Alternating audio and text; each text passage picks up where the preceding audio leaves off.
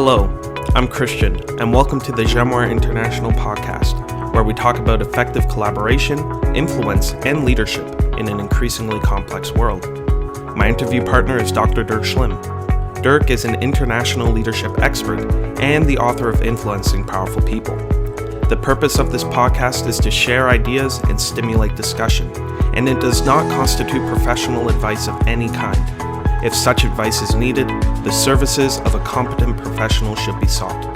The speakers, host, and Jamoir International Incorporated are not to be held responsible for any use, misuse, or reuse of the content. Enjoy the show. Hey Dirk, always a pleasure to talk to you, and today it's about teamwork. But why would we even need to talk about this? Isn't teamwork the normal way we do things? Who out there would say that teamwork is not a good thing? Who would not want to have teamwork? Yeah, Christian, there are a lot of cliches when it comes to teamwork. Things like teamwork makes the dream work. And the term and the idea comes really from the world of sports. And it's a group of players competing against other teams. And we, especially in North America, we like our sports analogies. We like to talk about moving the goalpost when someone changes the bonus plan, or we may warn that a certain venture isn't a slam dunk, or even throwing a Hail Mary pass when we make a last-ditch effort to save a customer from going over to the competition. And so a team and sports seems like a very good way to talk about what's going on in business, because it is competitive.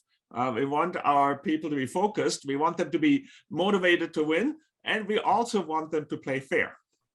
Dirk, that sounds good to me, and it's definitely something I see and hear a lot. So with that said, and how common it is, where do you see the problem? Yeah, I think we overlook two things. So first of all, not everything is best done by a team. Sometimes it's just better for one person to concentrate and get something done. So think about a computer programmer, a writer, or even a fashion designer. They will seek a lot of input from others, but they will do their best work alone. And the second point is this, and maybe the more important point is, in other instances, teamwork is super necessary, and people don't realize it. They may not even know that they're on a team, and that can be quite disastrous, actually. Wow, disastrous. That's a strong word there. So can you tell me more about this? Yeah, in most organizations, people think of their team as their work unit, the people who report to the same boss. That would be the team captain or the coach. And so maybe you're part of a sales team or a finance team, and that's very intuitive. But if you think about accomplishing certain goals, these are not the people with whom you play the game. To win your specific game, you may need people and expertise from different parts of the company, and you may need outsiders as well. So often this is even an inside-outside kind of team, and it's not found in the organization chart. Okay, Dirk, that makes a lot of sense, but I think we need to cut through the jargon a bit. It's sounding a little bit abstract. So can you give us a practical example? Sure. Take the building of the Tesla Giga plant in Germany, for example. This was a huge undertaking. It was completed in record time, 2 years and 4 months, and truly a big accomplishment. By comparison and reference, the New Berlin Airport, another high-profile project in Germany, took 14 years to build, which was a 9-year delay from the initial plan of 5 years. And so if you have a project like this, you need, of course, like site planning people, all kind of engineers and construction crews. But then you also need people who deal with the many government departments who get involved, like safety inspectors or land use restriction departments. And then come the local citizens. They're concerned about traffic and environmental impacts. You may have to deal with trade unions and so on. And so you need a diverse team to deal with all of this. And some of those people in your company may come from head office, others are local, they may even have different opinions. You will have outside lawyers, consultants, other experts, and these people need to be well coordinated and pull in the same direction. And the point here is this: these people are not part of the same department or work unit. They come from different departments. They have different bosses, and sometimes they sit in different countries, but that's the team who's playing the game. In fact, I would say that is a true team in the sense of the word. Okay, Dirk, that's very clear. I think we have a lot to work with and very helpful example. But the reality is not a lot of us here, I think listening, are building gigafactories or other major projects on that scale. So let me ask, does what you're describing, does that really matter for our day-to-day work? Sure. Let me take an example, Christian, of a deal negotiation. So take a situation where the salespeople have won a big and important order for the company, but now we still need some payment terms, maybe, or legal fine print. And while we maybe just best leave this to the lawyers or accountants sometime to sort out, more often we will need teamwork. The salespeople will need to keep the customer happy while the lawyers argue over the contract clause. And we may need some product experts to help us with the warranty, or the finance people figure out a price concession or some payment terms. And so I believe that this negotiation will be most effective if all these people who have different bosses still work together as a team. They will play and win together. They will drive the deal over the goal line as a team, so to speak. Dirk, that is very clear and definitely very helpful. And I think a little more relatable to our audience here. Makes sense. The team's makeup is dependent upon the project or the task that we are trying to accomplish. And so thinking about various examples, we can have multiple teams working together on one team at the same time. In my own life, thinking of an example, I sit on an advisory board for a college, and while it's not a gigafactory, we did have a building renovation project. And that's where I saw this firsthand, where you had not only finance people and architectural people working together, you also had the administration and the faculty, and of course, even student concerns all working together on this project. And it worked best when they were communicating and seeking their objective as a team, despite being made up of various groups of different people with different sets of expertise. But with that said, teams can be quite eclectic. What's the next thing we need to know about teamwork? Yeah, so the next thing we need to know is really knowing who is in charge. And since a team is often an informal work unit, it's not always obvious who is the boss, right? And with that, two things can happen. The first one is too many people want to take the lead and they start quibbling over who is in charge, and it could even be a bit of a turf war in an organization. Or we have the opposite, like no one is in charge of the whole thing and everybody just wants to do their thing as per their job descriptions. Right, that sounds definitely like a problem, probably a problem many of us have seen firsthand. So how do we solve this? Yeah, first of all, for any kind of big project or important project, we will need senior management support. But while that is essential, that doesn't mean that the highest paid person on the team automatically makes the best team captain. Actually, quite far from it. And so the team, or whoever sponsors the project, must decide who's best positioned to take the lead here. So who has the biggest stake? Who is closest to the issue? Who has the right resources? And who has the right skill and experience? And one more important question is, who can focus with the required level of attention? And senior managers are in many cases not the best task force leaders. While taking charge may come naturally to them, they're also easily distracted. They have many other priorities. They often lack the required appreciation for the detail, and leading a team is hard work. Right there, that again makes sense. And I can imagine many of the conversations that might come up relating to who takes charge. So thinking about perhaps the worst case scenario, what happens when no one takes charge? Yeah, that really is the worst case scenario, and that's why so many projects can linger and even fail. So we need to put somebody in charge, and if we don't, that really is a management failure. But a leadership gap can also be an opportunity, and as we have seen, it's not always the best subject matter expert or the highest support person who are the right people to lead the team effort. And so that's why this can be a bit of an opportunity for someone to step forward. And often people will be thankful if somebody does. Dirk, I always clue in when you mention the word opportunity. And here you're speaking about an opportunity to step forward in this context. How would I do something like that? Yeah, let me give you an example. A few years back, I was on a flight from Toronto to Washington, and we had an emergency landing, and that included taking the chutes out of the airplane. So a bit of a Wow. scary experience, Yeah. right there. But thankfully, nothing bad happened, and so they took us on a bus back to the airport building, and then they brought the plane around, and now we had to retrieve our coats and carry-on luggage from the plane, because you're not allowed to take that down the chute, as I learned. And so the airline sent somebody to retrieve our luggage, and we realized here's one person supposedly going on the airplane, getting out of that luggage. And when we say, well, can we get our own luggage? Said, no, you cannot. You have to be an airline employee, otherwise you're not allowed on the plane. And that was, a crazy situation right there. And then somebody from the passenger stepped forward and said, we will now deputize people here to be airline employees for that project.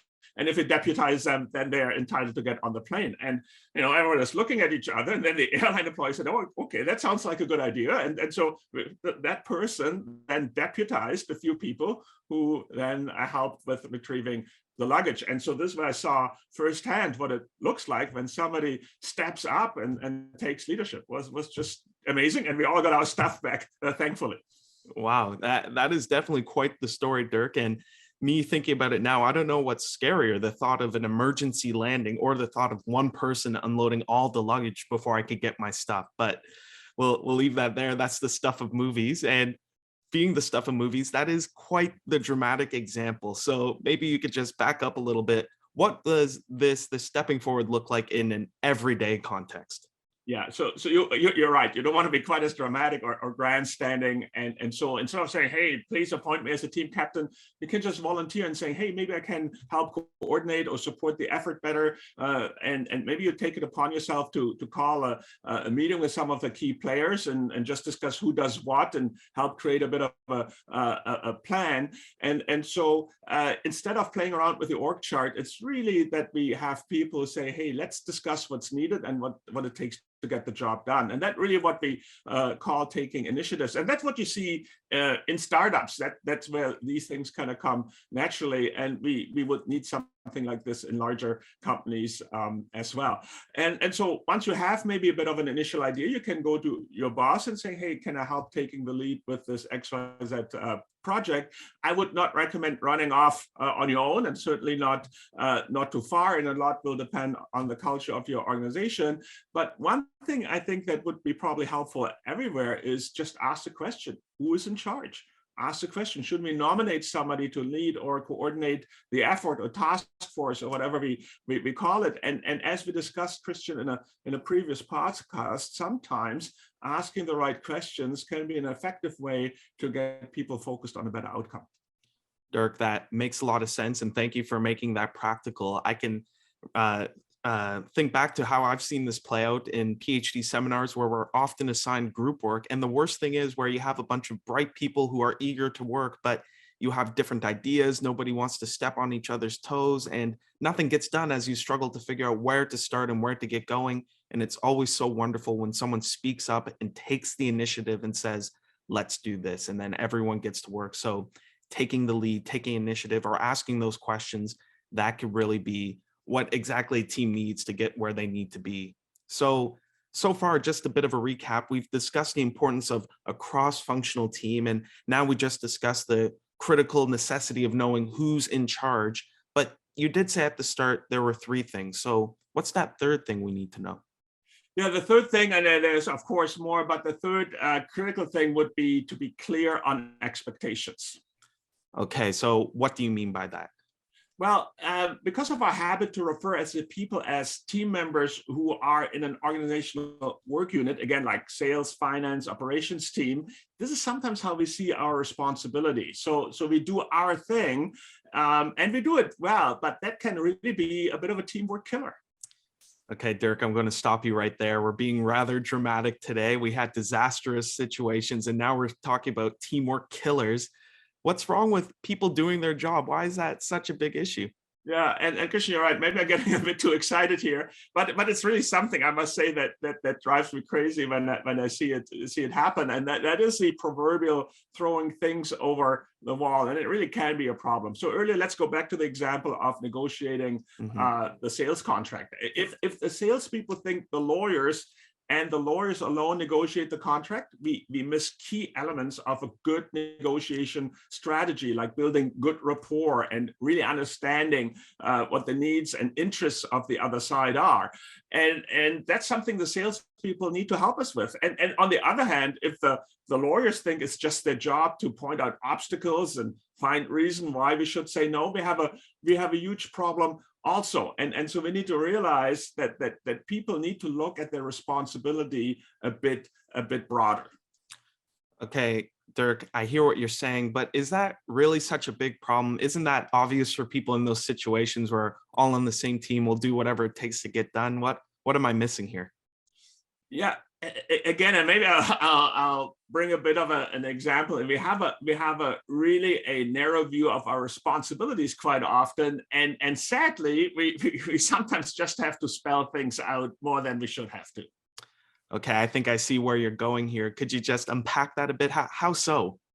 Okay, let me take something maybe that we all can relate to. So at the start of the pandemic, many of us started working from home, and all of a sudden you had a whole family who may be working or studying in the same place, and you have courier companies who now bring a lot more packages, and there's more people around during the day. The garbage need to be taken out a few more times, or we have a bit of a bunch up at the coffee machine, and so there are people who walk by that overflowing garbage bin, myself included, and I need somebody to tell me, hey, take out the trash. It's sad, but it's true, because if everybody thinks this thing is somebody else's job, we can get quite frustrated. Okay, Dirk, when you put it like that, it's suddenly clicking for me, and you definitely got me there. So thinking about in the workplace, what's the equivalent of walking by the garbage bin? Yeah, and in a workplace, it may actually be the proverbial garbage bin, or somebody dropped a piece of paper and you walk by, hey, just pick it up, right? And then there's also clean up after yourself when you're in a meeting room, or then just always good practice. But more seriously, maybe my job, say, was to follow up with a negotiation partner, and I may do that by sending them an email and think I've done my job. But no, if you don't hear back from them, did you follow up? Did you call them? Did you maybe find somebody else in their organization to respond if they weren't there? And that's really what I meant when I said I need you to follow up. And again, sometimes I really need to spell that out. And Dirk, that is hitting right at home with me with following up with supervisors. It's not enough to say, hey, I just sent an email last week. It's really my responsibility to send the email, the next email, get a call in, and that's how you get the deadlines met. So with that all said, Dirk, we have covered a lot of material for people today. We've talked about understanding who your team is, the importance of knowing who's in charge, and finally making clear what is expected. Those are all fantastic insights on teamwork. I think we could take to so many different situations and work environments. But right now, I need to ask, do you have any final words for us? No, I think, Christian, those are really three key points. There are a few others, but what I maybe would like to say in closing is we live and work at a time where I think we need a bit of a renaissance of teamwork. And the reason is in business and other areas of society, things really have become more complex. There's just more technology around. Things are more international. Interests are more divergent. So if you want to get things done, you need really some specialized players, but you need them to play the game as a team. And that's true for mega projects. We talked about that, but that's also true for more and more day-to-day undertakings. So my message would be this: teamwork. And I mean, good teamwork is not just a nice way of working. It is a necessary way of working, or to use a bit of a management buzzword, it's a required core competency. And what that means is it's not just a nice to have, it is a must have. Dirk, thank you. Those are powerful words and definitely wisdom we need to take to the workplace. And since we started with sports, I feel comfortable saying this, that I remember having a basketball coach many, many years ago, and his famous line was saying, practice doesn't make perfect. Good practice makes perfect. And one of the takeaways I'm getting here is that teamwork doesn't make the dream work. Good teamwork makes the dream work. So we need to take these three things you mentioned to our teams, to our workplaces, and I think we'll see real fruit from it. But anyway, we've covered a lot. We're going to leave it there now. Thank you so much, Dirk. And thank you, of course, everyone for listening. This has been the Gemoire International Podcast, and I hope you will join us again next time. Take care.